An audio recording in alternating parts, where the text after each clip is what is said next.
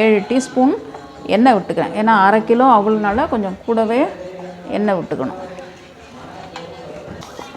1 teaspoon கடுகு, 2 teaspoon கடலைப்பருப்பு, 2 teaspoon உளுத்தம்பருப்பு, 1 டீஸ்பூன் ஜீரகம், இப்போது இந்த பச்சை மிளகாய், கருவேப்பிலை ரெண்டையும் போட்டுடுறோம். போட்டு நல்லா கலரி கொடுத்துடணும். இந்த கடலைப்பருப்புலாம் நல்லா செவக்கட்டும். உளுத்தம்பருப்பு, கடலைப்பருப்பு எல்லாம் செவக்கட்டும். இப்போது இதுக்கு கொஞ்சம் பச்சை பட்டாணி, ஃப்ரெஷ் பட்டாணி வேக வச்சுருக்கேன். உப்பு போட்டு இதையும் போடுறேன். இதுவும் நல்லா எண்ணெயில் வளரட்டும். இப்போது இந்த வெங்காயத்தை போட வேண்டியதான். வெங்காயம் நல்லா ஃப்ரை ஆகணும். இது நல்லா ஃப்ரை ஆகட்டும். அதுக்குள்ளே ப்ரெட்டை நம்ம பண்ணிக்கலாம். இப்போது இந்த ப்ரெட்டெல்லாம் சும்மா கையால் பிச்சு வச்சுட்டுருக்கேன். இதை 2 ஸ்பூன் எண்ணெய் விட்டுருக்கேன் கடாயில். இப்போ எண்ணெய் சுட்டுறது இதில் போட்டு நல்லா வறுபடணும்.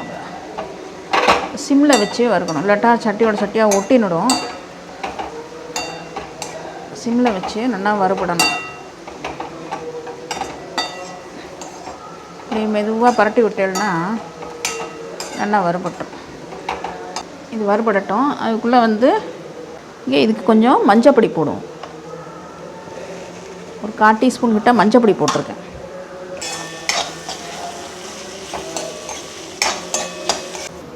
அந்த ப்ரெட்டு நல்லா வறுபட்டுருது. அடுப்பு ஆஃப் பண்ணிட்டு அதோட சேர்த்து போட்டுக்க வேண்டியதான். இப்போது இதுக்கு தேவையான உப்பு இதில் துளியூண்டு போடுறேன். அவுளில் தான் 1 ஸ்பூன் உப்பு போட போகிறேன். 1/2 கிலோ இருக்கிறதுனால 1 ஸ்பூன் உப்பு போடுறேன் அவுளில்.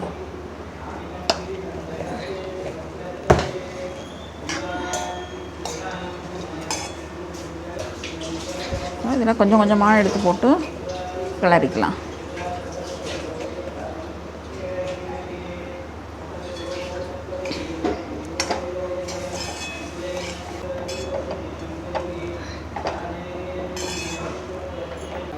இதுலேயே நீங்கள் வேர்க்கடலை இருந்தால் கூட போட்டுக்கலாம். இப்போ பட்டாணி சீசன்னால் நான் பட்டாணி போட்டேன். ஃப்ரெஷ் பட்டாணி வேக வச்சு லைட்டாக அதுக்கு தேவையான உப்பை மட்டும் போட்டு நான் இதோடு சேர்த்துருக்கேன். இதோடையே வேர்க்கடலை போட்டால் அதுவும் ஒரு நல்லா டேஸ்ட்டாக இருக்கும். எல்லாத்தையும் தயாராக நம்ம எடுத்து வச்சுட்டோம்னா ஒரு 10 மினிட்ஸில் வெங்காயம் வதங்குற டைம் தான் இதுக்கு. மற்றபடி இதுக்கு அதிக நேரம் தேவைப்படாது. 10 நிமிஷத்தில் இந்த அவுள் உப்புமா பிரேக்ஃபாஸ்ட் ஈஸியாக பண்ணிடலாம். அவ்வளோதான். இது மேலே ஃப்ரெஷ் கொத்தமல்லி கட் பண்ணி வச்சுருக்கேன், அதை போட்டுக்க போகிறேன்.